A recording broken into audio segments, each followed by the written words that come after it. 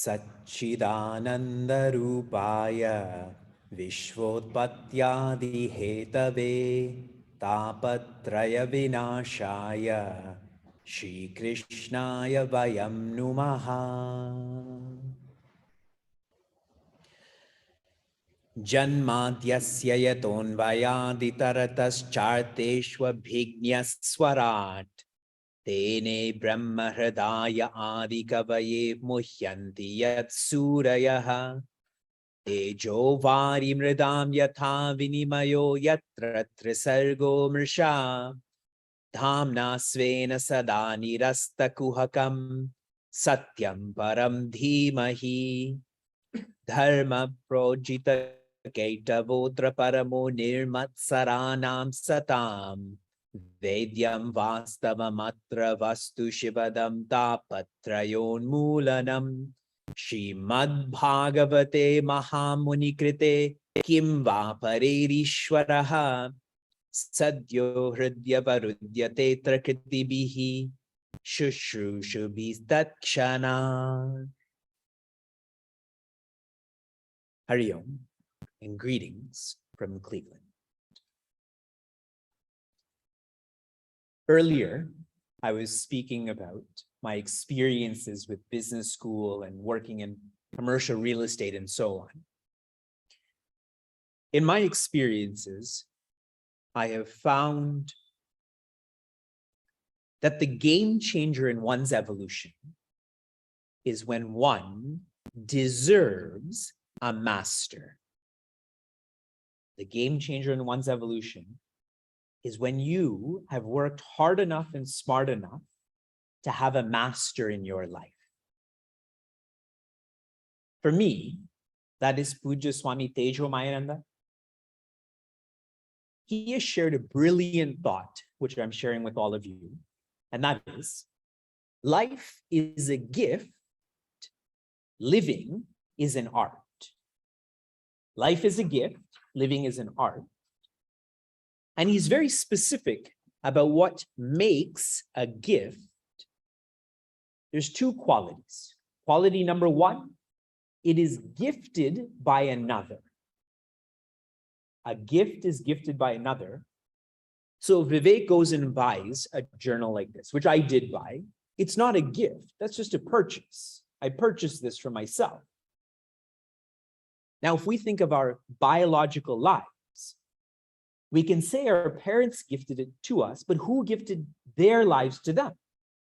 Then you're going to say grandparents. Then I'm going to say who gifted it to them? Finally, there's an original giver, correct? The one who started this seed and plant. The second, a gift is given with love. If I give you something, but I don't give it with love, it is not a gift.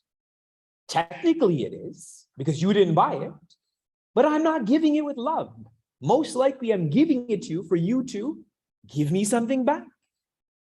But if you give it with love, that means you're giving this without expectation, without this being a transaction.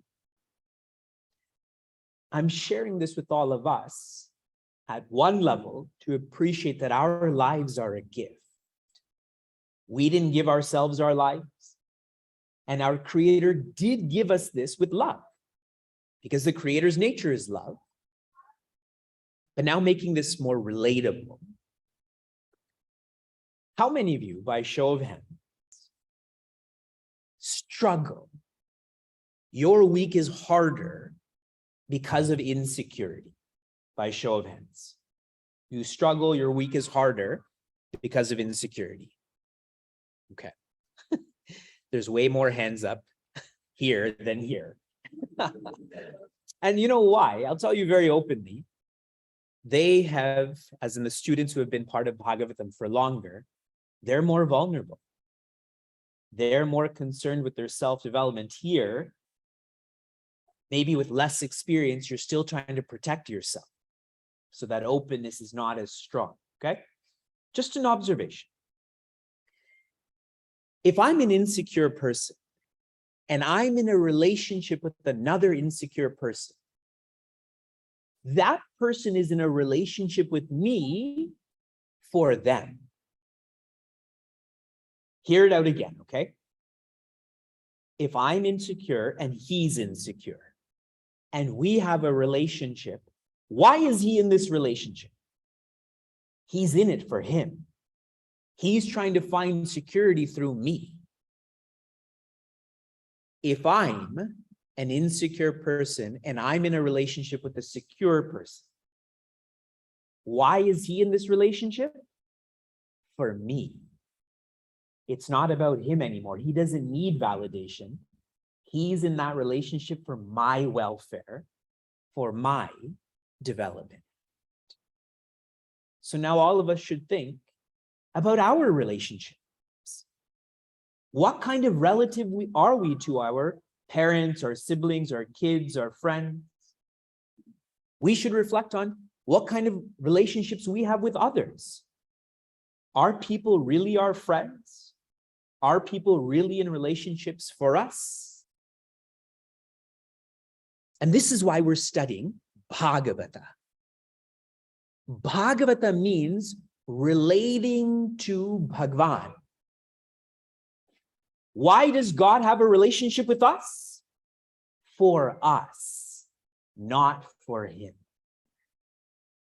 That is a beautiful relationship. That's a pure relationship. That is a divine relationship. And we need training in this because so many of our relationships are based on insecurity. And there has to be a shift to relationships that are based on security. Some weeks ago, I had shared insights with all about the original Bhagavata, which is only 4 teachings. These 4 teachings, how we go about practicing them, it's like a math model. In a math model, there's an if-then, correct? If this is there, then this is there. If this is there, then this is there. So I want to share with you in brief what this if-then model is. In regards to how do we live Bhagavata, if there is change, here's the first part. If there is change, then there is an illusion. If there is change, then there's an illusion. Trying to make this practical. What happened to Meta's stock this week? Meta, as in Facebook's stock, went down 20%. Okay? There is a change in that price. So investing in this stock and thinking you're going to make money, what is that? An illusion. Yes. So if there is change, then there is an illusion. Now apply that to your own bodies. Correct? If there's change in your body, then you can't depend on your body for completion. That's an illusion. Okay, next. If there is an illusion, then that is relative. The meta stock is relative. Our bodies are relative. Us staying in this school is relative. So don't give it more importance. That which is relative deserves relative importance. Nothing higher, nothing lower.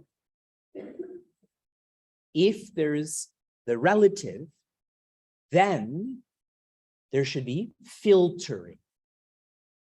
Filtering in Sanskrit means viveka or vichara. As you go about your life, if you really are honest with our relationships are relative, our jobs are relative, our age is relative, then think more. Filter that which is relative, because if there's a relative, there has to be an absolute. Find that absolute. What I'm describing to you way back from the second skanda, if I can share this in a summary, it is to think big. Think big. Now, as I'm sharing that, we're all deflecting. We're thinking big in terms of fundraising. We're thinking big in terms of voting day. We're thinking big in terms of designing a new car or home.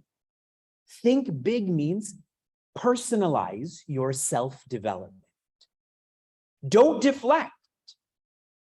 Find ways to make this apply to you. That's what thinking big means. In 2009, I was at a worldwide Balavihar conference. So from around the world, there was administrators, there was teachers, and Puja Swami Tejomaina that was there too. In this conference, there was a presentation on our Balavihar books. Have you all seen those before? The very beautiful books on Ramayana, Bhagavatam. Wait a second. How many of you have not seen these before by a show of hands? Okay. So I'm checking in with some of our Balavihar administrators. Make sure everyone gets to see these books. Maybe next week or the week after, we can have them on display, okay? These books, though they're specifically designed for our Chinmaya mission centers in America and Canada, any country can use them. They're in English, they're in Sanskrit, etc. Now, a lot of the Indian administrators and teachers, those who are teaching Balavihar in India, they started to be negative about this, saying these curriculum books are too big, they're not designed for Indian culture, and so on.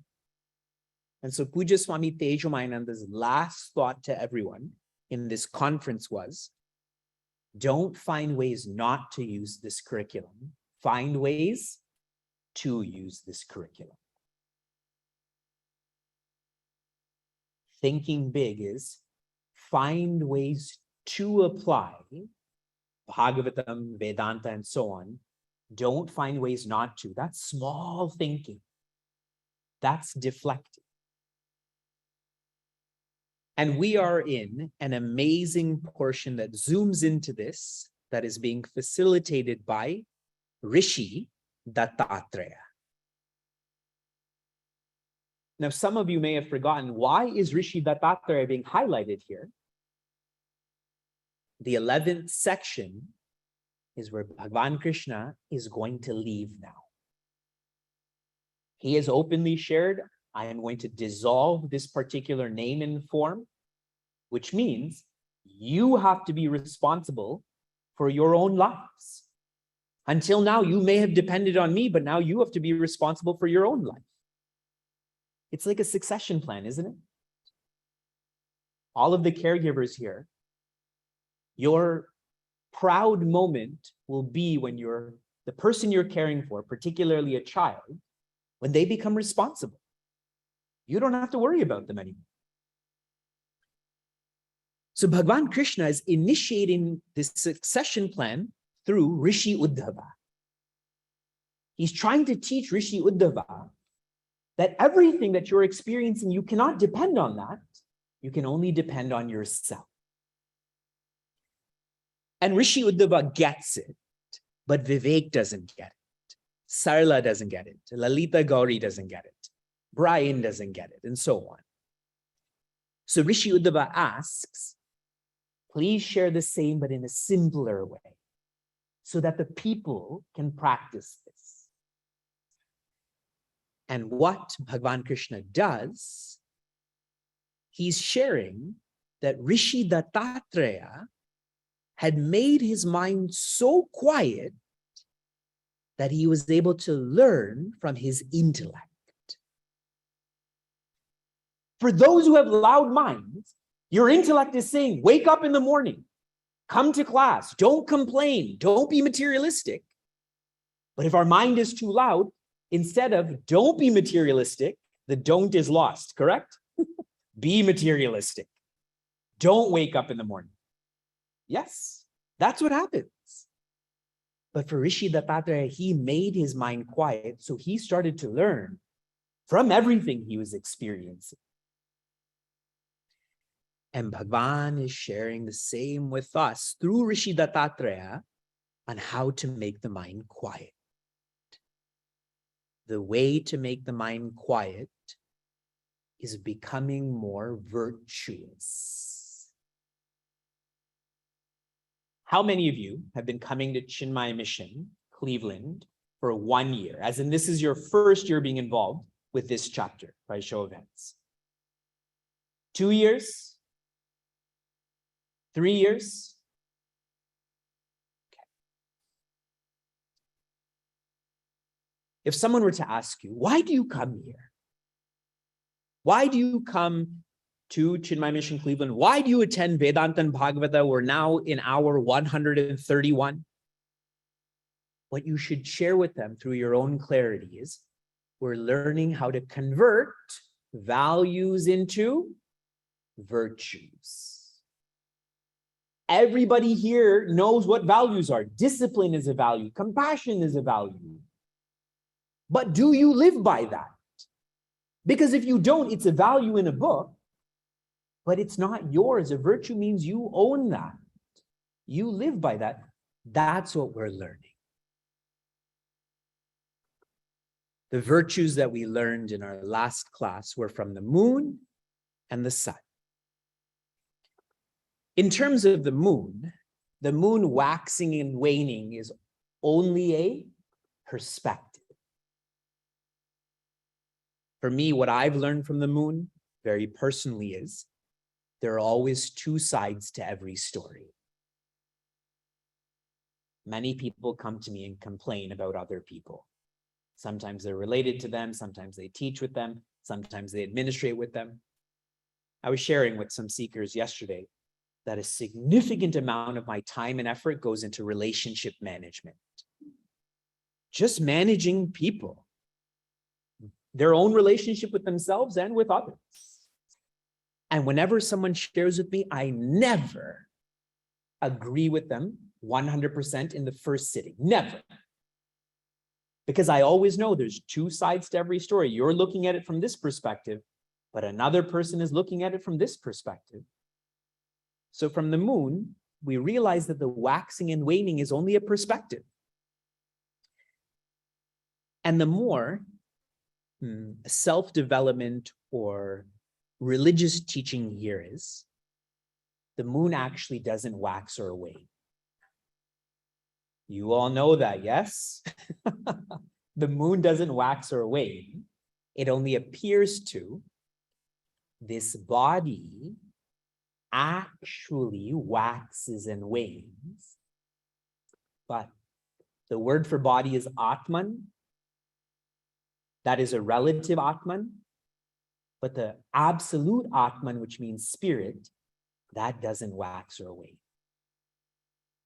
This body will wax and wane, but what's holding this body, that is the spirit, that doesn't. So now the next time you see a moon and you see it's growing and shrinking, realize your body is going to go through the same, but you are not.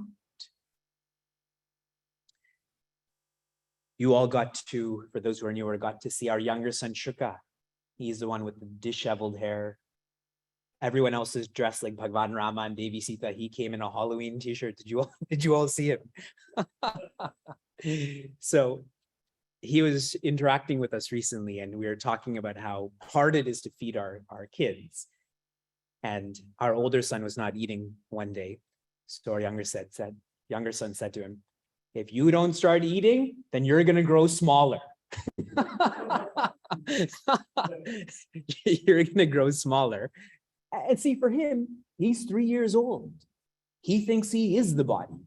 you're 30 years old. If you still think you're the body, then how is it any different than being Shuka? You know, he's not even entered grade 1 yet.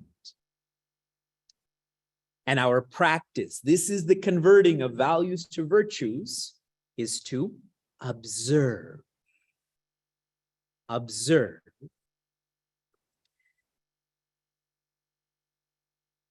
I'm in my 14th year of teaching full-time. I started on January 14th, 2008. And this year, if you were to ask me, and you never ask me how I am or what's on my mind, I'm just sort of complaining about you. I'm bitter about it. If you were to ask me, Vivek, what did you learn this year? What I've learned is how many middle-aged people are going through a crisis. Those between the age of, let's say, 40 and 50. Technically, remember in our Shastra, middle-aged means you are 48. Remember, at 48, you become Vanaprastha. At 60, you become older than that. So I'm just going to zoom into 48. How many 48-year-olds are going through a crisis? And that crisis is not professional. They're already doing really well. It's not even their health, their physical health. They're doing well too. That crisis is one of purpose. What they did for 48 years was a relative purpose. Family, home, etc. And now that relative purpose is checked off. What do I do now? And so it's leading to poor mental health.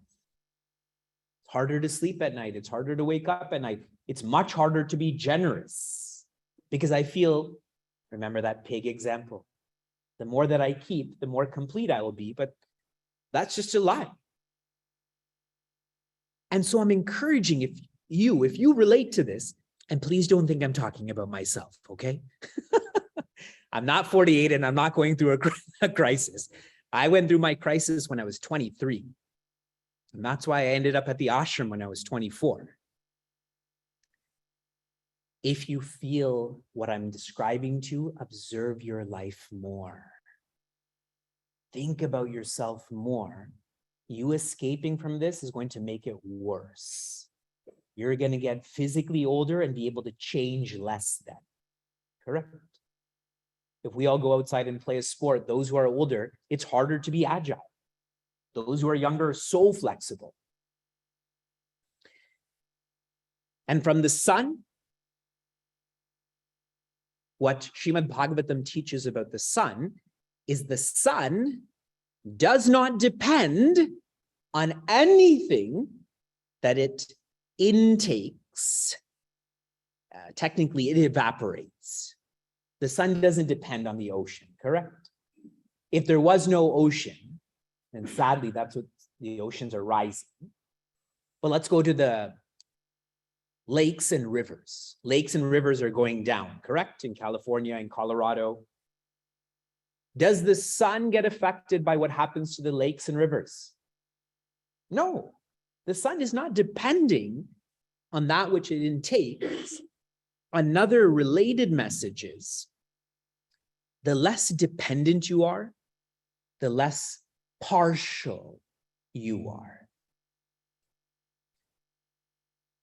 If I were to interview your kids or grandkids, and I asked them, are your parents or grandparents partial?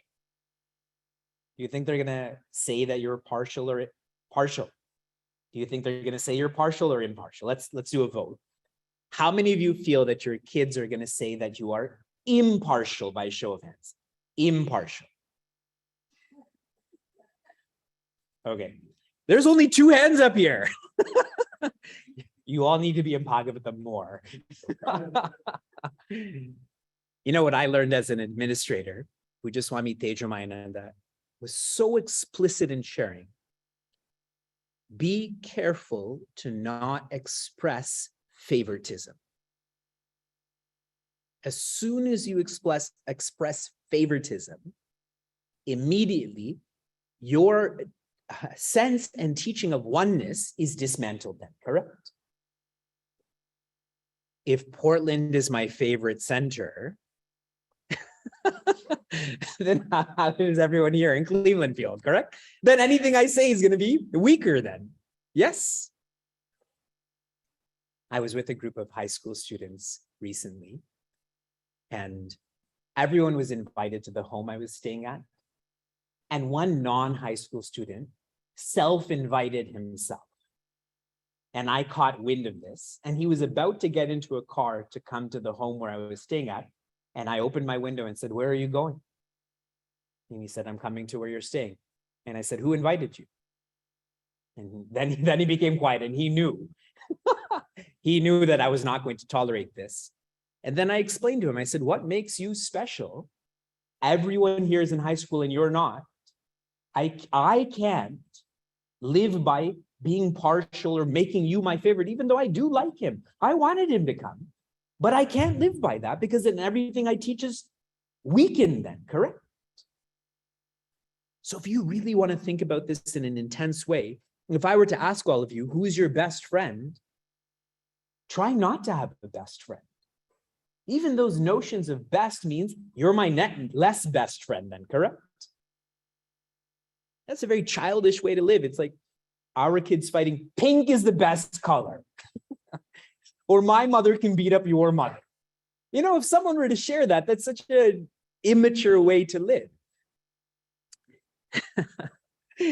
In Bhagavatam, what is shared is the sun, though one sun, appears in many contexts. How many of you watched, I think his name is Ramanand Sagar. Is that his name, the one who made the Ramayana serial? How many of you watched that by a show of hands? Do you remember when Bhagwan Rama was just born and he had that girdle on, and I don't think he was wearing a lower cloth, and he was just playing with the reflection of the moon? Do you remember they set up all of those pots of water and the moon was shining and he felt like there was many moons? What we can learn from the sun is the sun may be appearing to be many, but there's only one sun. That Dvaita, or diversity, is there. I'm seeing it with my eyes. But the truth is, there's Advaita, which you feel inside. The practical element of that is try not to be affected by diversity. In those pots of water, if they're all broken, does anything happen to the moon? No. Does anything happen to the sun? No. Our specific practice, share. The sun takes in a lot of water, doesn't keep it, and then shares it with Mumbai. Shares water, right? Doesn't keep that for itself. What Puja Swami Tejomayananda shared. He said, we should be like the sun, that anyone who is interacting with us, they should feel more energetic. They should feel more enthusiastic. Sometimes when we interact with people, they start enthusiastic and energetic, and then it's sapped away. We should be that source of energy and enthusiasm for them. That's a really fine reflection. If you can analyze 10 people you interacted with the most this week, were you a consumer of energy, like a vampire, or a giver of energy? Do you remember like in Transformers where they have those energy blocks? Or were you a giver of energy? Okay. I'm supposed to cover 3 more teachers, but I'm slow. So at least we will cover 1, and with this we will complete chapter 7. Okay. The 8th teacher is the Kapota. In Sanskrit, it's Kapota. Anyone want to try in English? What does Kapota mean? Dove. I also think it's dove, but a related definition is pigeon. We will go with dove, since I'm going slower and I get to decide how fast we go. Some years ago, I had gone to someone's home for a bhiksha. No one here, no one here. And at the end of a bhiksha is where people feed those who study and teach, okay? And usually at the end of a bhiksha, people offer dakshina, which really is to support the work that's being done.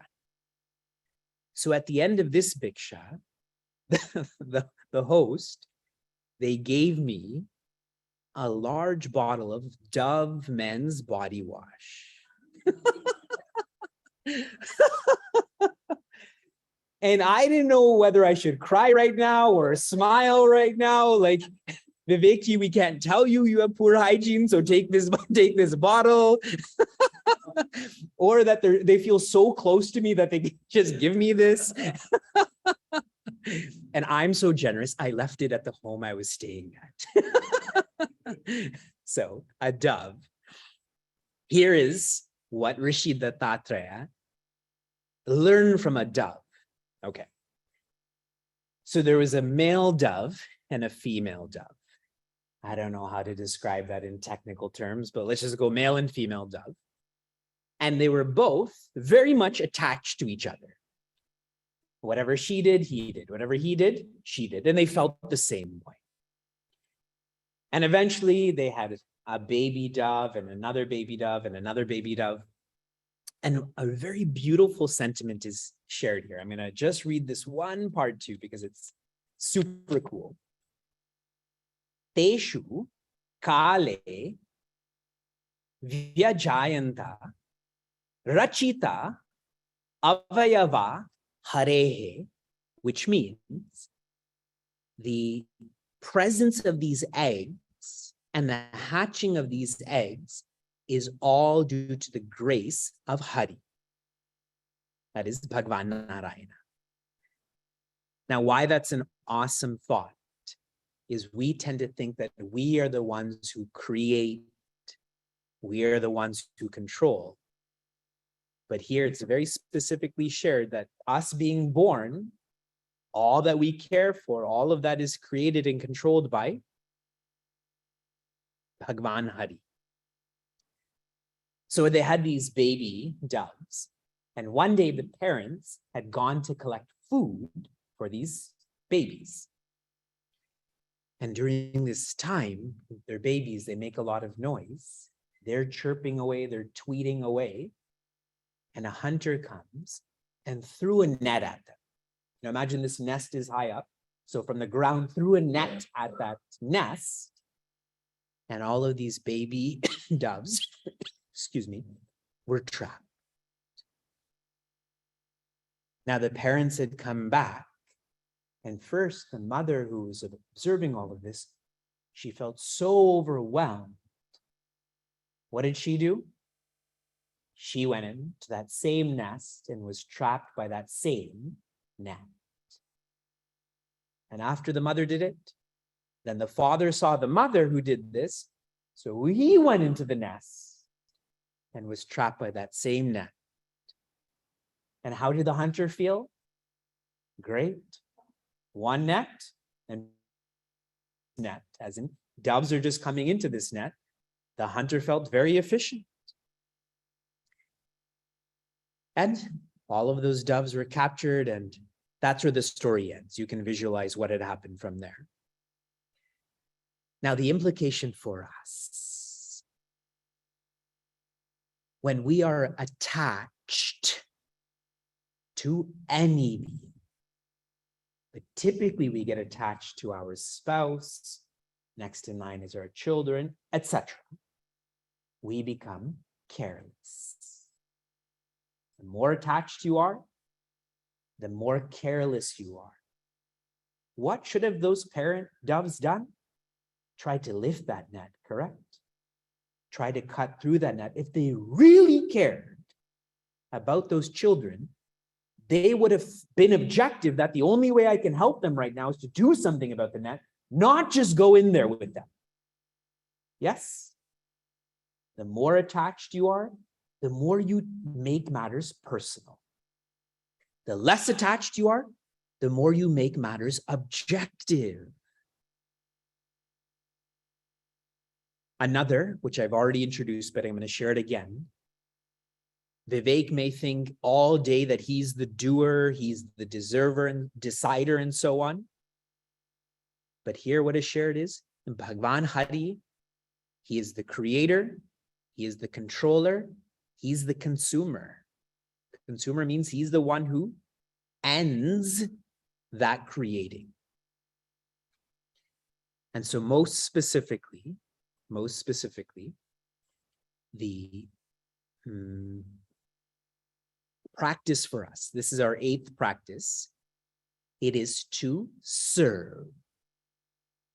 S-E-R-V-E. Attachment is when we live for, let me put this in a more poetic way. Attachment is when you love some.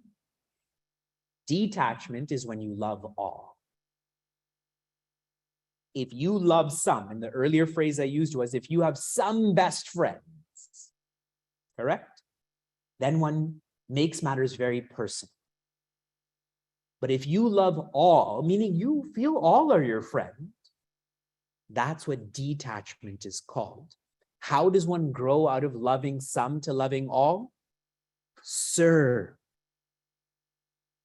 Serve, and for all of us who are in this class for a long time, what are you already doing?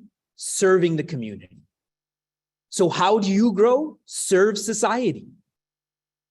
Those who are new to this course, what are you already doing? Serving your family.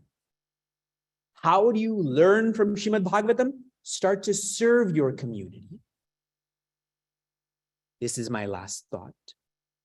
The host that I'm staying with, when we were driving to Common Ground yesterday, this retreat center, she had asked me, Vivekji, what can we do to grow Chinmaya Mission Cleveland? And I gave her 3 S's, and I'm giving the same to all of you. It's not specific to Cleveland. S number 1 is serenity. Serenity. That everyone should engage in more sadhana, more self-development, waking up earlier, reading more, engaging in more japa. That's what makes you serene, correct? Serenity. Number 2, synergy. Those who are serving, many of you tend to food, you teach, you administrate, you move stuff around, work together more. Here, there may be 75 people who are here. If everyone did 1% of work that's required here, nobody has to work hard then, correct? 1%. If 25 more people come, if everyone does 1%, all work gets done. But you have to work as a team then, correct? Synergy. The third S, and so this is all in reference to serving, correct? Serve yourself, serve others. The third S I shared here was schooling, which means, for all of you specifically, for us to have our own school. For us to have our own school. The way that you all have your own home. What's next in your equation of growth? Help us to have our own school. Otherwise, we're no different than the dove that's being described. I have my own home. That's it. That's my purpose. Then what will come from that? Crisis. So for everyone else too, to do what it takes to facilitate schools where there's more spiritual education that's being shared. Next week when we meet, I'm going to give you an overview of many teachers, and then we'll review them more carefully because I went too slow today. So at least I should introduce more thoughts next week. Oh.